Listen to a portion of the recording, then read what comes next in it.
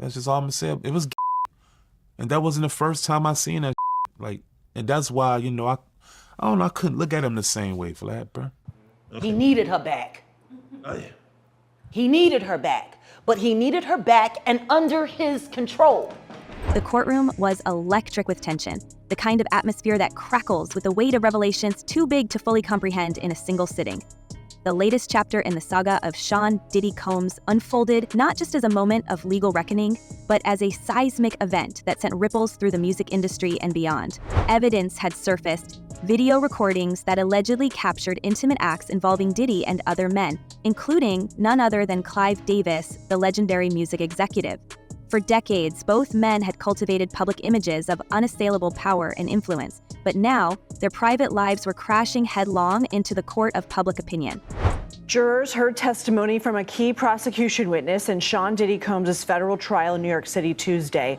His ex-girlfriend and singer Cassie Ventura spoke about her 10-year relationship with Combs and the psychological, physical, and abuse she says she endured.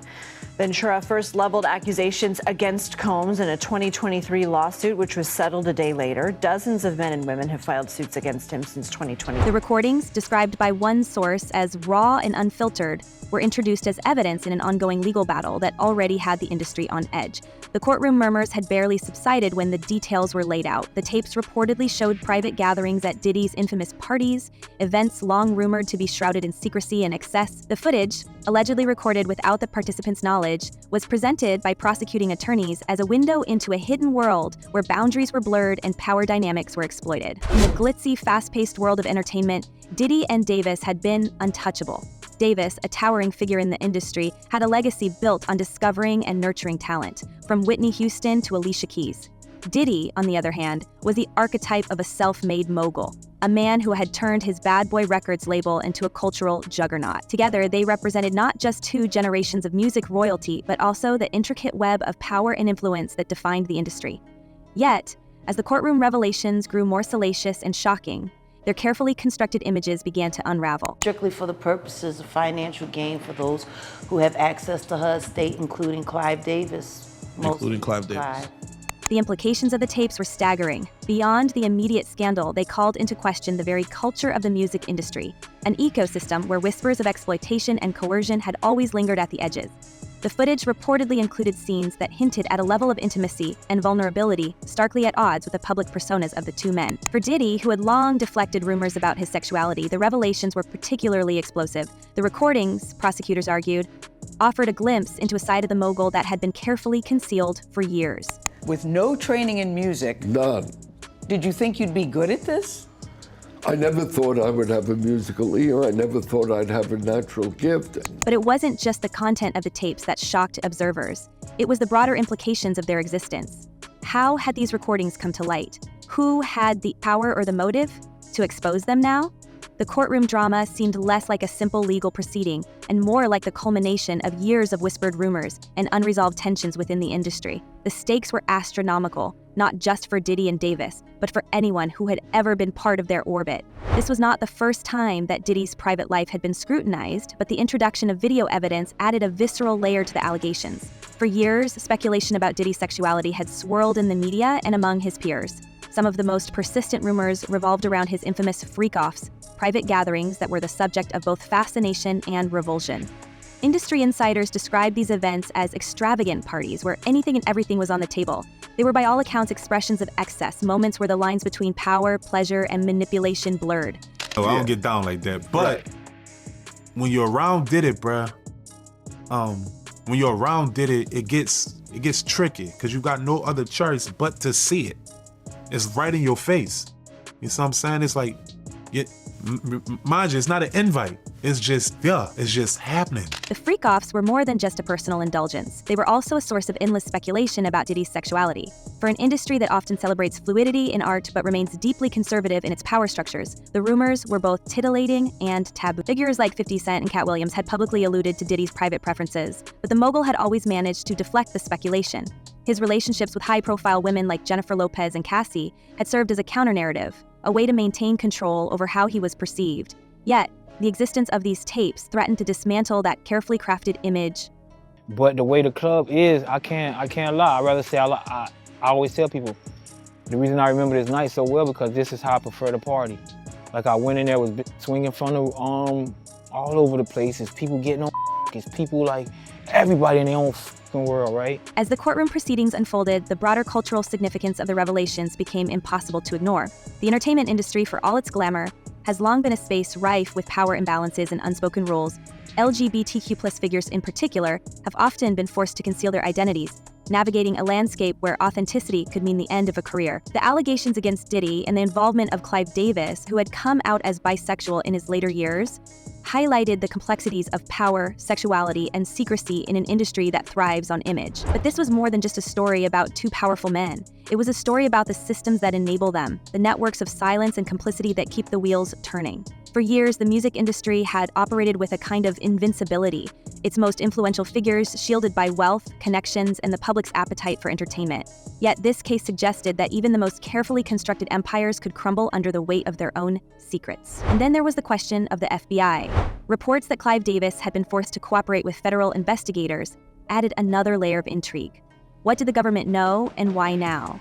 As details emerged, it became clear that this was not just a scandal, it was a reckoning. The involvement of federal authorities hinted at a much larger investigation, one that could implicate others in the industry. The stakes were no longer just personal, they were systemic. Yeah, that's right. Cassandra Ventura, also known as Cassie, walked in with her head held high and did not make eye contact with Sean Combs. But she did describe a relationship that lasted over 10 years with Combs, in which she says he was the one in control. For all its spectacle, the courtroom drama was also a deeply human story. At its core were questions about identity, vulnerability, and the lengths people go to protect their secrets. Diddy and Davis, for all their power, were not immune to the forces they had spent their careers mastering.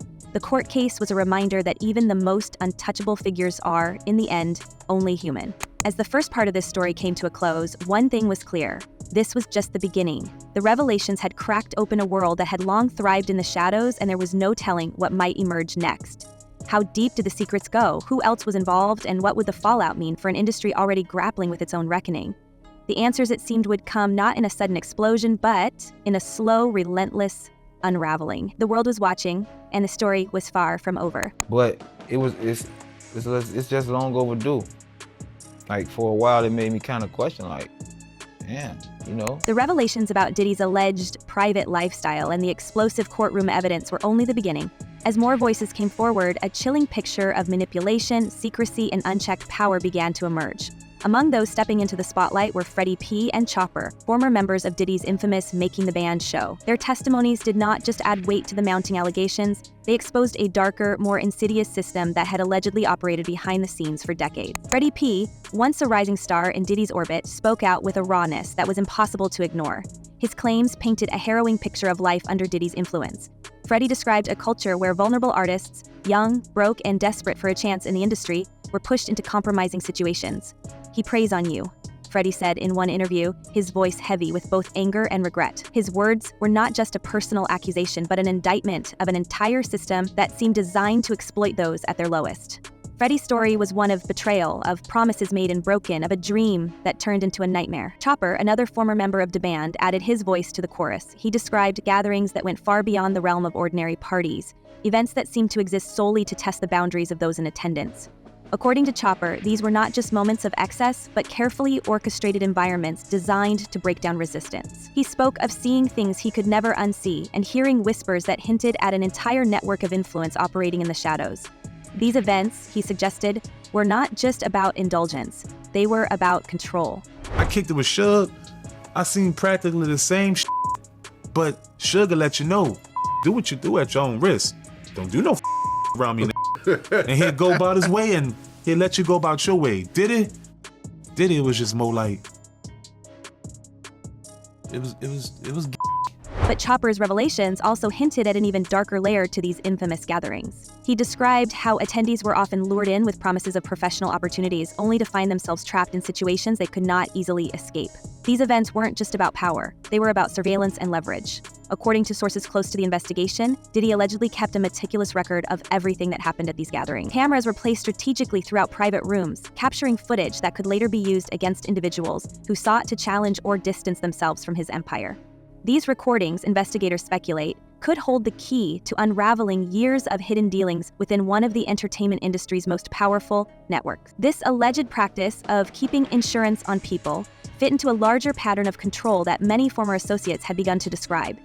It wasn't just about the parties, it was about the entire ecosystem surrounding Diddy's influence.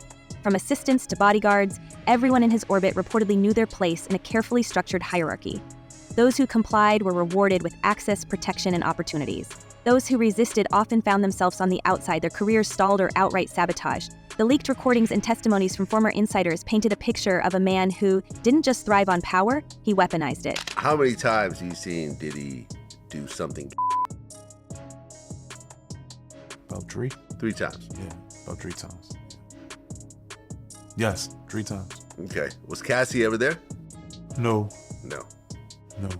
And yet, the most haunting aspect of these gatherings was the way they seemed to blur the lines between personal indulgence and professional exploitation. Industry veterans have long whispered about how such environments are used to test loyalty, extract secrets, and create a culture of silence. For young artists like Chopper, who entered the industry with dreams of fame, these experiences were nothing short of disillusioning. What began as a chance to work with one of the biggest names in music quickly turned into a high-stakes game of survival, where the cost of participation was far greater than anyone could have anticipated. What was Puffy doing at the party? That had done disappeared. He had like his own little section though. Like it was like me, Jadakiss. It was D Block, I think. All us is over here smoking, gambling and shit. I think. It was like white girls here, and it was like some fucking right here. Scissor, hard on scissoring, like white girls though. But what stood out most in their accounts was the emotional toll these experiences had taken on them. Freddie, in particular, revealed how his time under Diddy's influence left him battling inner demons long after he walked away. "People don't even understand," he said in one interview. "I don't even want to be here sometimes." His words laid bare the psychological scars left by a system that seemed to chew up and spit out those who didn't play by its unspoken rules. For both Freddie and Chopper, speaking out was not just an act of courage, but a desperate attempt to reclaim their narratives and warn others of what lay beneath the surface. The stories from Freddie and Chopper were just one part of a much larger puzzle. As the allegations against Diddy grew, so too did questions about the broader industry culture that had allowed such behavior to flourish. This was not just a Diddy problem, it was an entertainment industry problem. For years, whispers of coercion, exploitation, and abuse had swirled around the highest levels of Hollywood and the music world. Now those whispers were becoming a roar. The question was no longer whether these systems existed, but how deep they ran and how many lives they had quietly destroyed. You know, attorneys say that this is the first time that they've met since 2018 when she attended the funeral for Kim Porter, which is the mother of Sean Combs' 3 children. So to watch Sean Combs watching her was really interesting because they haven't seen each other in at least 6 years. But he can't say anything. You know, this is a moment for him where he has to be silent. And right now we're hearing what she says in terms of what happened during the course of their over 10-year relationship. The involvement of federal authorities only added to the gravity of the situation. Reports that the FBI had pressured Clive Davis to cooperate hinted at a far-reaching investigation that could implicate others beyond Diddy's immediate circle. The stakes were no longer just personal, they were systemic. What had once been whispered behind closed doors was now being dragged into the light piece by piece. And the more that came to light, the harder it became for anyone in the industry to claim ignorance. Behind the legal battles and public statements, there was another layer to this story: the human cost. Freddie P. and Chopper's accounts were not just about the events they had witnessed, but about the emotional and psychological scars those events had left behind. These were not just allegations of misconduct. They were stories of lives forever altered by the actions of those in power. And they raised uncomfortable questions about what we as a society are willing to overlook in the pursuit of entertainment and success. And again, just to reiterate what is a freak-off, the freak-off essentially was something that Cassie said she learned about through Sean Combs about a year into their relationship. He described it as voyeurism, wanting to watch her have sex with someone else. And she said that she did it because she was 22, 21, she was young, she didn't know any better, and that she wanted to please Sean Combs. As the courtroom drama unfolded, the focus shifted to the so-called freak-offs that had become synonymous with Diddy's private life. These gatherings, long the subject of speculation, were now being described in excruciating detail by those who had been there. Witnesses spoke of events shrouded in secrecy, where attendees were allegedly plied with substances and pressured into situations they could not easily escape. The details were shocking not just for their content, but for what they revealed about the power dynamics at play. These were not just parties. They were arenas where influence and control were wielded like weapons. Yet, even as the allegations mounted, Diddy's legal team continued to deny everything, dismissing the claims as baseless and opportunistic. They painted a picture of a man under siege, targeted by individuals seeking financial gain. But the weight of the testimonies, combined with the evidence presented in court, made it increasingly difficult to dismiss the allegations outright. The recordings, the personal accounts, the involvement of federal authorities, together, they formed a narrative that was impossible to ignore. And that is speaking to the psychological abuse, in addition to the physical abuse that she potentially experienced. Yeah, she's definitely laying out someone who was young, who was influenced by wanting to have this record career. She signed a 10-album deal with Bad Boy Entertainment, led by Sean Combs, and basically describes being enamored by Sean Combs. And then there was the question of Clive Davis. For years, Davis had been a towering figure in the music world, a man whose influence extended far beyond the artists he signed. But his alleged presence at some of these gatherings raised uncomfortable questions about his own role in the unfolding scandal. Was he merely a bystander, or was his involvement deeper than anyone had suspected? The rumors about his personal life, long dismissed as tabloid fodder, now took on a new and troubling significance. What had Davis known, and for how long? And what did his cooperation with the FBI mean for the future of the investigation? As the second part of this story draws to a close, we are left with more questions than answers. How deep does this rabbit hole go? How many others in the industry knew about these alleged activities and chose to stay silent? And what will it take to bring about real accountability in a system that has long thrived on secrecy and exploitation? These are not just questions for the courtroom, they are questions for all of us. The entertainment industry, for all its glitz and glamour, has always had a dark underbelly. Now that darkness is finally being dragged into the light, but will the revelations lead to real change, or will the cycle of silence and complicity continue? Only time will tell. For now, the world watches and waits as the walls of one of the industry's most powerful empires begin to crumble. Let us know your thoughts in the comments below. How do you think this will end, and who else might be implicated as the story unfolds?